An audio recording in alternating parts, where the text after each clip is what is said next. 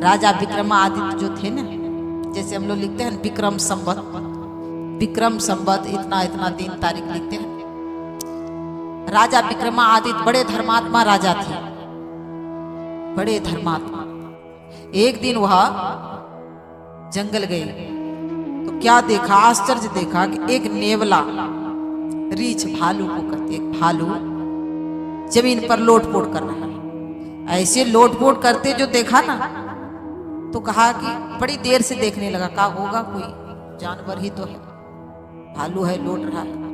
लेकिन कुछ देर वहां ठहर गए विक्रमादित्य, देखने लगे तो क्या हुआ कि लोटपोट जो कर रहा था तुरंत जो है वहां से एक स्त्री बन गई, सुंदरी, दिव्य सुंदरी, 16 वर्ष की जवान, देखने में वो दिव्य लड़की बनकर तैयार है।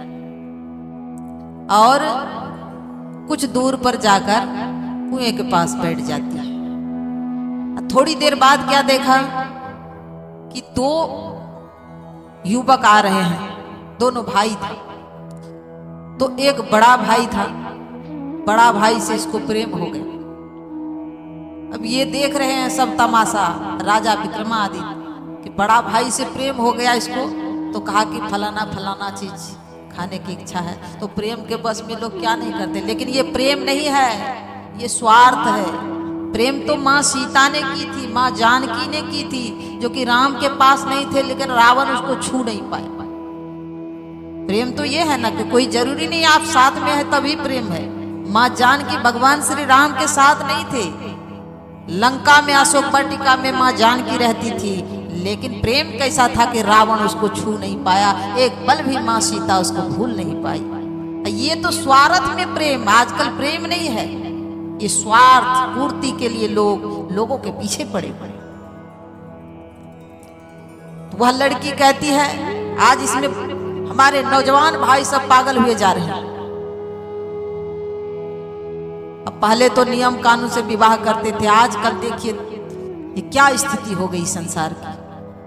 कितनों ही पढ़ लिख लिया है, लड़की के पीछे में चक्कर में पागल रहता और मोबाइल लेता है। जहां बात हुआ जो गंदी गंदी बातें, माता पिता क्या सोचेंगे कोई मतलब नहीं, किसी से कोई परवाह नहीं है, जैसा मन होता वैसा लंपट जीवन जिए जा रहा है। अंत में भयानक दुख के दलदल में फंसोगे, इससे बचाने वाला।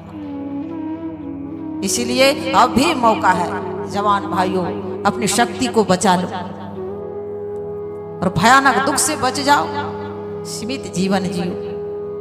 तो विक्रमादित्य जो देख रहे हैं वो लड़की के चक्कर में जाकर जो है बड़े भाई जाते हैं बाजार, तब तक में छोटा भाई से ये बगल में खड़े थे, कुछ बातें करने लगे।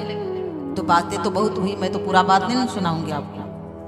तो हुआ क्या, उधर से जो बड़ा भाई आया ना, अब इसको कहने लगे कि तुम मान जाओ, मुझसे शादी कर लो। ये छोटा भाई बेचारा कहता है नहीं मैं शादी नहीं करूंगा, मैं ऐसा नहीं कर सकता हूँ, अधर्म काम नहीं कर सकता हूँ।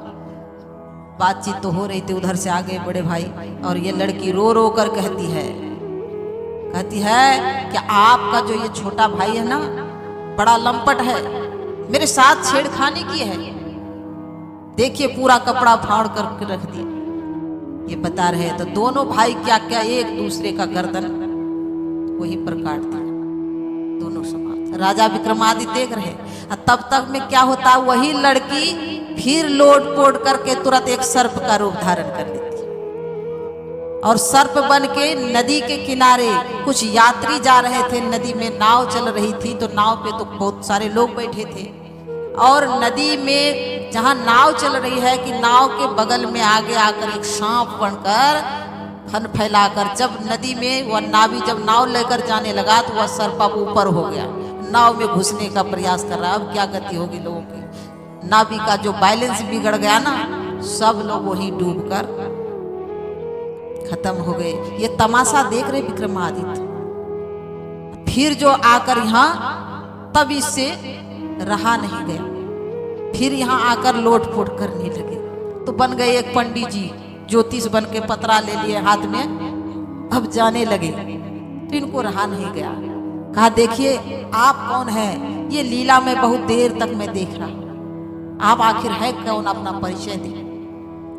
कहा जानकर क्या करोगे, का जिज्ञासा होती है, मन में बेचैन है कि आप जरा अपना परिचय बता दीजिए कि मेरे देखते देखते सामने आप रीछ थे, भालू वृक्ष पर चढ़ गए, फिर लोटपोट किए आप स्त्री का रूप, लड़की का रूप धारण कर लिए, फिर आप लोटपोट के एक सर्प बन गए, वहां भी बहुत सारे लोग मर गए, यहाँ भी 2 भाई अपने में लड़कर मर गए।